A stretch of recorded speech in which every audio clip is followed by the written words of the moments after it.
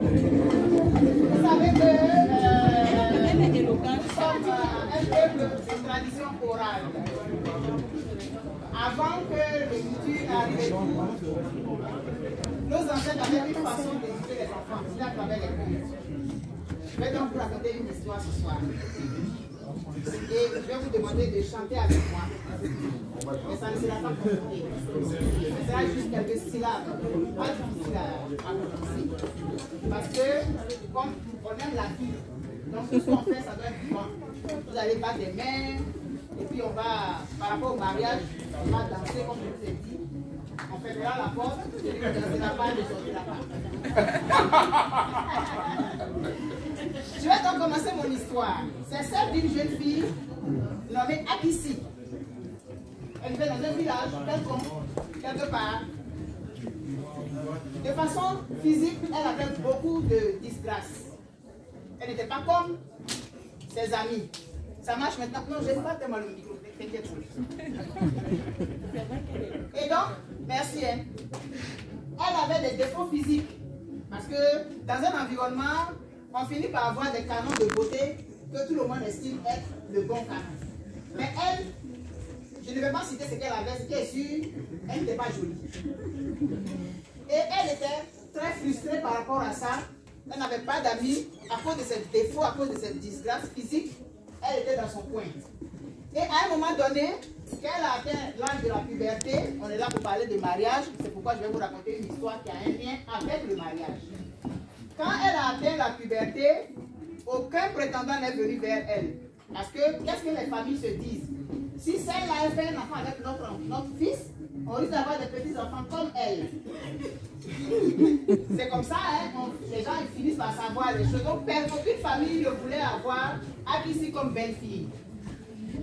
Et le temps a passé, toutes ses amies se sont mariées une à une. Les ventres se sont arrondis. Il y a eu des bébés qui en sont sortis, mais elle, c'était toujours la même affaire. Elle s'entendait très bien avec sa grand-mère, donc elle allait se confier à sa grand-mère, elle a dit je vais me suicider. Parce que franchement, ça fait pitié. Elle n'avait pas d'amis, vraiment elle n'était pas jolie. Et sa grand-mère lui a dit, au lieu de te suicider là, je vais te donner une dernière option. On a un génie ici, là, un esprit, en tout cas peu importe, la jeans, tout. Va le voir, il est le cas des cas désespérés. Il est spécialiste en cas désespérés. Donc va le voir. Si après ça, ça n'a pas marché, en ce moment-là, tu pourras faire ce que tu veux.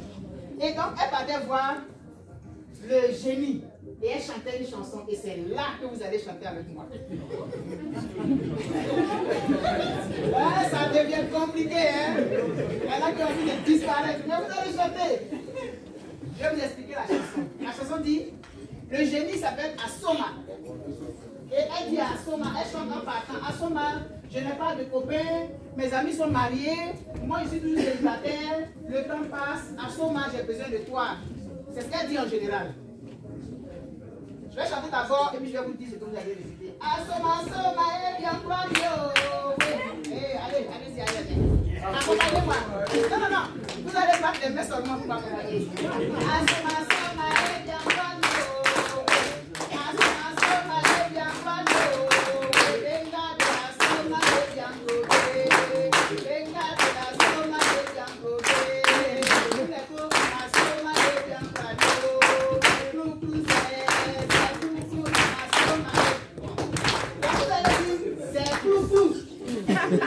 C'est pas compliqué, hein? Donc, quand vous passez ça, les gens de si on chante, le génie apparaît.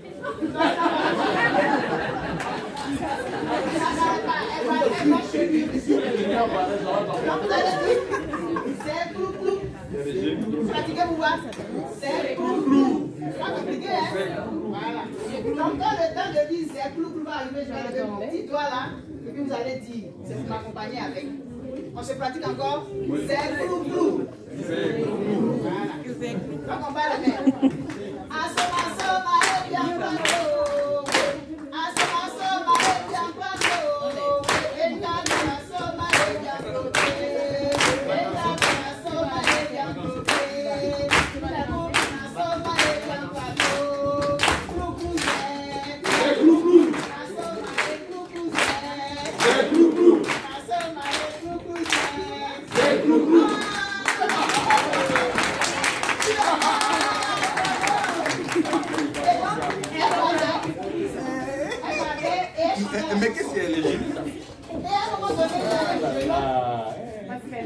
il était fourré là, il s'appelle Kwasi. Il dit, mais où tu vas? Elle dit, mais je m'avais voir à Soma et tout et tout. Parce que vraiment, je n'arrive pas à me marier, puis blablabla. Et puis Kwasi lui dit, moi je t'aime. Quoi? Wow. Chez nous, on dit que ça fait ça, tu vas avoir un bébé. Tu vas avoir un bébé. Non, Kwasi lui dit, moi je t'aime. Elle n'en revenait pas. Je lui dis qu'elle était vraiment disgracieuse. Il dit, je t'aime depuis toujours. Mais c'est parce que tes parents n'ont jamais voulu aller demander ta main. C'est pourquoi. Sinon, moi, je t'aime vraiment. Elle ne croyait pas. Il dit, je te jure, je t'aime. Il a réussi à la convaincre. Donc, finalement, elle n'est pas allée voir le génie. Et elle partait avec lui. On va chanter encore pour les accompagner. Asoma, soma, et bien prendre. Asoma, soma, et bien prendre. Il veut me donner le bébé.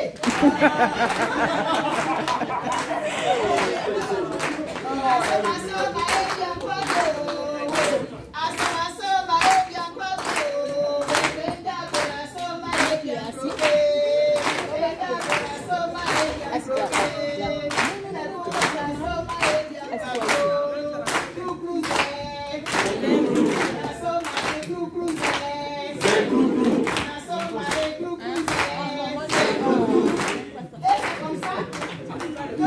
Comme ses parents ne voulaient pas de Akissi, il a décidé d'aller vivre ailleurs avec elle. Et ils ont vécu leur vie. Mais Akissi, elle se disait, mais pourquoi il est avec moi juste? Je vous dis que c'était vraiment, c'est comme on dit un monstre à la limite. Il dit, je t'aime. Et c'est comme ça qu'un jour, Kwasi était un chasseur. Il va à la chasse et il capture une antilope. Et l'antilope lui dit, si tu ne me tues pas, je vais t'accorder quelque chose, un vœu. Un seul vœu. Dis-moi tout ce que tu veux, je vais te l'offrir à condition que tu épargnes ma vie. Voici n'a même pas réfléchi 2 secondes. Il dit, je veux que Akissi devienne belle. Quand il a dit quoi? Tu ne veux pas être le plus grand chasseur de la région? Tu ne veux pas découvrir un gisement d'or quelque part? Il dit non. Moi, pour que je sois heureux, il faut que Akissi devienne belle comme elle veut être. Le génie, l'antilope lui a posé la question 3 fois. Tu es sûr? Il dit oui. Tu es sûr? Oui. La troisième fois, vous allez répondre avec moi. Tu es sûr? Oui. Et puis bon, ça sera fait comme tu veux. Mais je te donne cet œuf-là. Tu le gardes quelque part. Je vais mettre le physique de Akissi à l'intérieur de cet œuf. Et elle va être transformée. Mais il faut prendre soin de cet œuf. Il dit, j'ai compris. Et il rentre chez lui. C'est il y a longtemps, c'est vieux là, ça date, il y a longtemps. Et le lendemain matin, Akissi se lève, elle va à la rivière.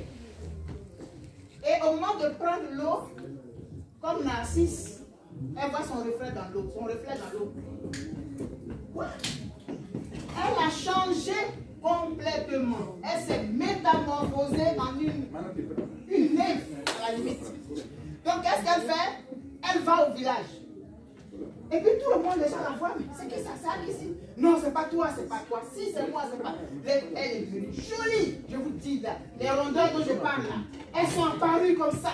Parce que son tronc était comme confondu avec ses fesses, il n'y avait comme pas de tronc. Mais ça s'est allongé. Ça s'est allongé avec la couture. Maintenant, je vous dis, blanche, les gencives noires, les cheveux, en tout cas, tout ce qu'on peut dire. Elle est devenue belle. Et quelque temps après, Akissi avait l'impression que voici ne la méritait pas. Asoma, soma, et bien prendre. Asoma, soma, et bien prendre.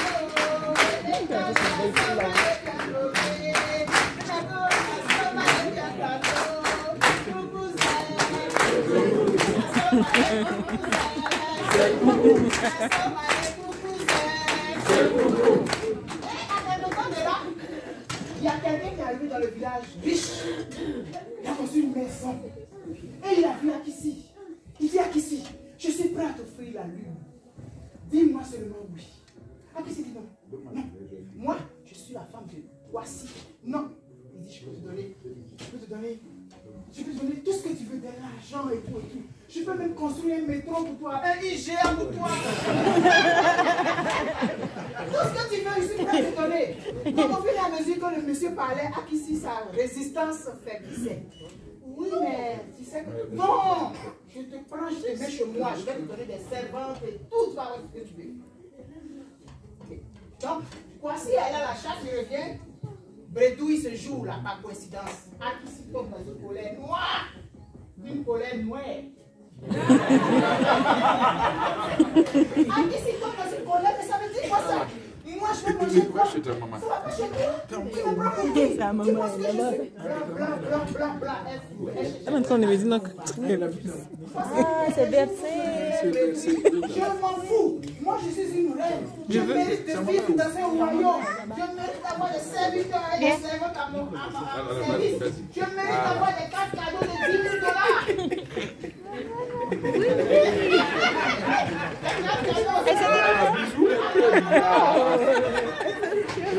Les enfants là.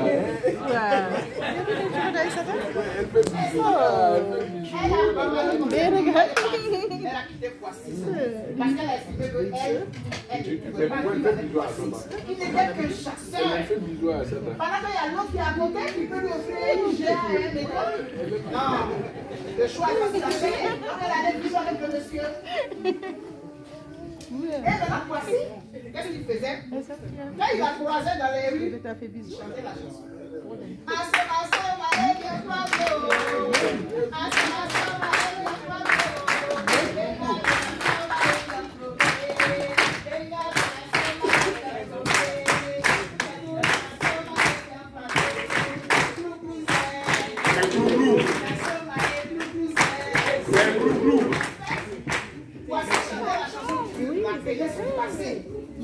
Ben, pendant ce temps, je fais un truc.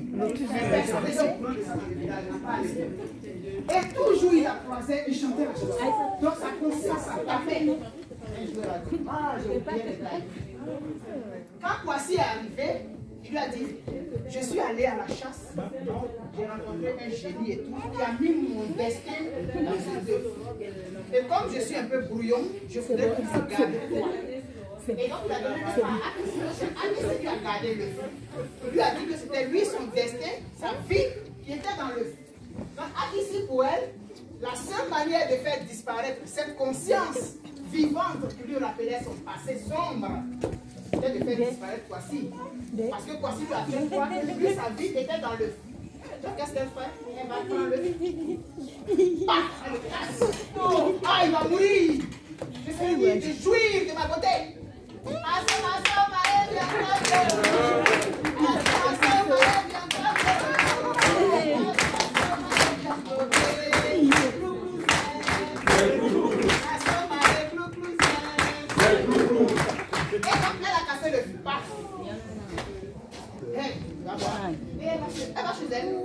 Le lendemain matin, quand elle se réveille, Akissi est de retour. Le monsieur de métro, de IPA et tout, il se réveille, il voit quelque chose. Maintenant, c'est pas être dépoussé. Et le monsieur, il pique, il crie. Il appelle les gars, venez, tout le monde vient. Oh, un monstre, un monstre. Et les autres, on connaissait Akissi. Akissi est de retour. Et la nouvelle, c'est pas Akissi est de retour. Et tout le monde. Le monsieur dit, madame, dehors. Puisque c'est sa beauté qui l'a attiré. La beauté n'était plus là. Allez, pousse. Et maintenant, Akissi va porter plainte au tribunal du village que Kwasi a pris là-dessus. Et le jour du jugement, Kwasi explique l'histoire. Que voilà, je lui ai fait croire que c'était ma vie qui était dans l'œuf pour qu'elle prenne soin de ma vie. Mais elle a voulu me tuer. Voilà le résultat. L'histoire est finie. Chacun va tirer sa conclusion, mais je vais la donner tout à l'heure la conclusion. Il faut que vous continuez à réfléchir. C'était pour annoncer le mariage. On ne se marie pas à cause de l'argent. On ne se marie pas à une personne parce qu'elle est riche. C'est l'enseignement qu'on va donner à des enfants quand on leur raconte cette histoire. On se marie avec quelqu'un qu'on aime. On ne peut même pas expliquer l'amour. Voici, ça ne même pas pourquoi il est là. Ici, malgré ses défauts physiques, c'est ça le véritable amour. Et elle a accepté Kwasi finalement parce que Kwasi est venu vers elle et elle n'avait pas de choix. Mais au fond d'elle, c'est pas ce qu'elle voulait. Elle rêvait d'être une princesse et tout. Et souvent, on fait cette erreur-là. On choisit les gens en fonction de leur beauté physique. Quand la maladie arrive, l'amour s'en va. On choisit les gens à cause de leur argent. Quand l'argent n'est plus là, l'amour s'en va. Donc, c'est le conseil qu'on va donner à des jeunes gens et à des jeunes filles. Mariez-vous à une personne que vous aimez. Asomaso, mariez bien prendre. Asomaso, mariez bien prendre.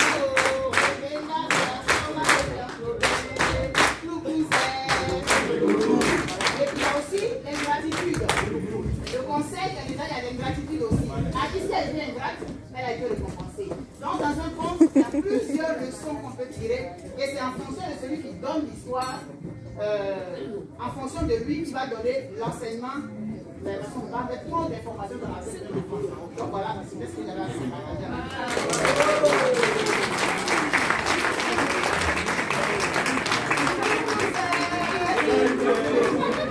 Donc, c'est pour annoncer le mariage, c'est ça le thème de cette histoire. On va présenter donc un mariage, comment ça se passe au Sénégal.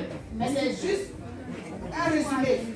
Parce que, dépendamment de l'endroit d'où on vient, dans nos pays, c'est comme ici au Québec, il y a le lac Saint-Jean, il y a l'Outaouais, il y a les Laurentides et tout et tout. Donc, en fonction de là où on vient, on a une façon particulière de se comporter, mais généralement, c'est la même chose.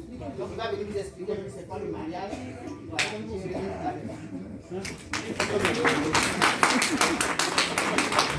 Voilà.